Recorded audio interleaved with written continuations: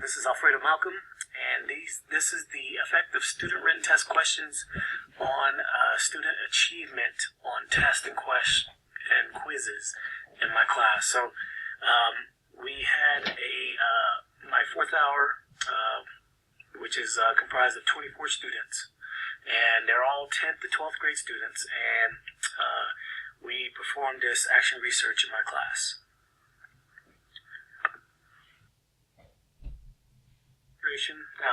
That our problem in class that led me to coming up with this action research topic is that a lot of students show their abilities in class verbally, answering questions on assignments, but when it comes to tests and quizzes, they don't perform very well.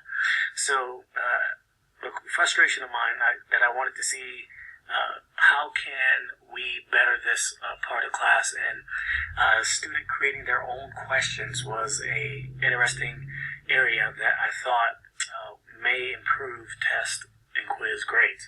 So we typically have a book generated test.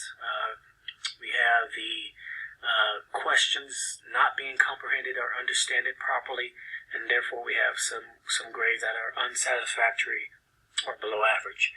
So I wanted to use this method to spark some inquiry, some interest, ownership, responsibility, and then of course value in doing their best on tests. So a lot of my students in my class struggle with motivation on tests and quizzes. The focus, which is the next step in action research, is writing inquiry questions, not only being able to understand and comprehend it, but write your own inquiry questions, which can then lead to some investigation on, how these answers or how these questions come about and how we can find the answers best. So they were in small groups, some collaboration, and of course, the retention of information, and then of course, I want these students to do their best on their test. Here's test one. It was over plate tectonics. So as we look at the plates of the planet moving about, and the slow movement of these plates, and the huge amount of elastic rebound built up within the fault lines, these students answered questions over plate tectonics, and here are the results. So we're looking at 2 absent on this day, 2 with a D, 5 with a C, 8 B's, and then 7 A's.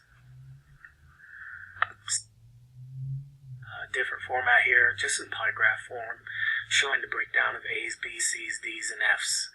Okay. Step in action research, we got to analyze and interpret data.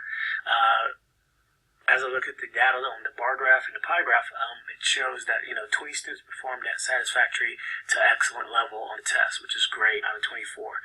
2 students were below average, my 2 Ds, and then there were of course 2 absent students, which we'll have to make up.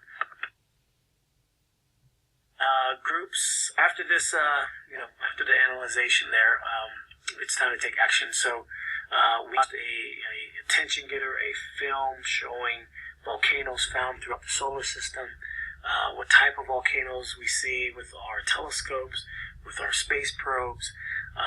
We also looked at Venus, the surface of Venus being covered in volcanoes that were once active, therefore leading it to being the hottest planet in the solar system. So we looked at that to get the attention, to get the volcano juices going, I guess, and spark interest in these volcanoes that are essential to life here on planet Earth. So the students got into groups. I randomly picked groups, 2 to 4 students. They could use the book, the vocab, and then they were to come up with questions, and they all came up with short answer and essay style questions. Each group, they created 3 to 5 questions, potential questions, because not all of them were selected. These student written test questions were picked randomly, and then of course they were divided up into three sections within the chapter. On volcanoes. There's three sections within the chapter on volcanoes. So all tests and quizzes are open book in my class to improve the chances of success.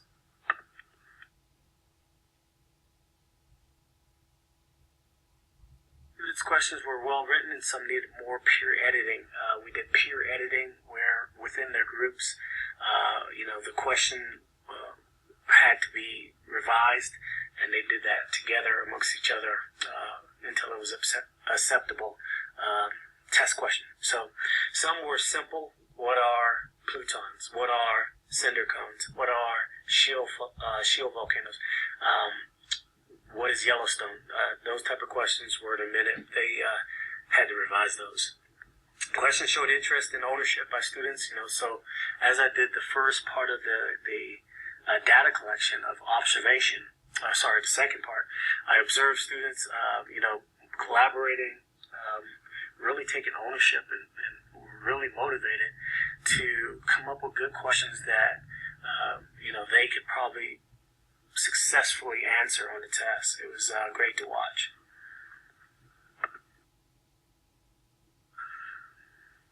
Bar graphs. This is the second test. This is test number 2. And we can see here that with test number 2, we had 2 absent again, 2 Fs, okay, that's 59% or below, 0 Ds, 1 C, 3 Bs, and then 16 students out of 24 scored 90% or above on test number 2, the student written test. Here's the same in pie graph form here. We can see the breakdown. A huge part of this pie, 16 students, all scoring A's in the excellent area, and then the breakdown of the other grades are there. Then we analyze and interpret again. Next step in action research. And what I came up with from analyzing and interpreting was that 20 students were satisfactory to excellent, okay, in their performance on the test. That's both tests.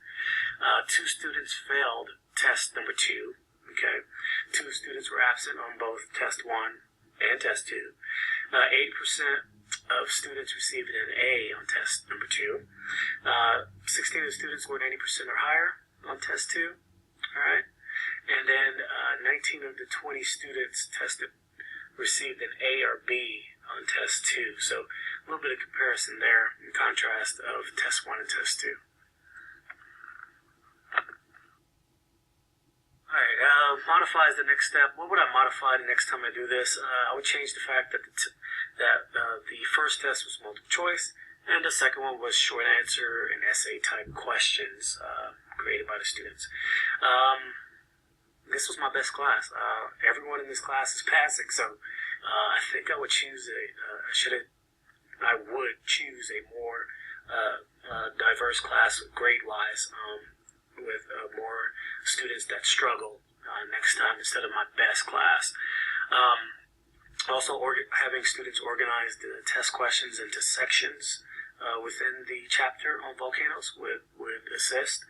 I also, I thought we didn't spend enough time really looking at inquiry type questions and asking the right question to get the right answer. Focus questions, not and accept, those type of questions they'll see not only in my class but other classes, SAT, where they say all of the volcanoes are active except which one of the following are not acceptable. Those type of questions we didn't really focus on. And then, of course, true-false questions we didn't really get to. I found out students enjoy control of their assessments, responsibility, higher level of success. And what will I do now with this information is that, I will have a student section on each test where questions are picked, rewards are given for the top best questions created by students. and if they get on test, they'll be rewarded there. So maybe in the future have a area for student written test, even on the book generated ones. Add an area or a section for student created test questions. And finally, this information I would share. There's other teachers with frustration where very bright students in class, high participation students struggle on tests and quizzes. I'll share with them, and also my science department. Some of them are also frustrated with some of the similar problems I was having. So there is my actual research, and it was great doing this assignment, seeing how the steps work to make action take place to better educate our students. Thank you.